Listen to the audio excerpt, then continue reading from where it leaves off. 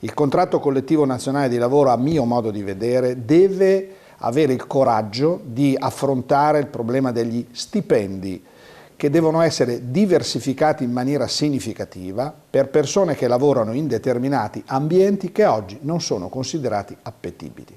Per un esempio? Mercato, bisogna non briciole, non piccole somme, devono essere sostanziali le differenze, in modo tale da garantire a chi vuole approcciarsi al mondo dell'emergenza avere degli emolumenti che giustifichino lo sforzo, se no i nuovi medici cercano di andare a fare lavori che siano meno impegnativi, che permettano anche, voglio dire, di passare meno notti all'interno degli ospedali, festività sicuramente meno cariche, meno conflittualità, ed è evidente che per una legge banale di mercato le cose più rare si pagano di più. Questo anche per evitare o limitare il più possibile il ricorso alle cooperative.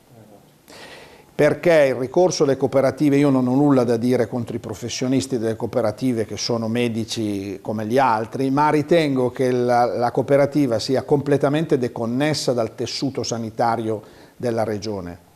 Anche perché hanno un costo, immagino. Hanno un costo e hanno un costo di mercato, vale a dire se non mi dai tanto non vengo. Ecco. Mentre voglio dire, gli incentivi che si danno all'interno delle strutture ospedaliere sono normati da regole dello Stato, da regole di contratto, ma anche da regole, chiamiamolo, più calmierate dentro la regione. Per esempio la storia dei 100 euro, no? Che è stata data per i medici che lavorano in pronto soccorso, lì andiamo ben oltre i 100 euro. No?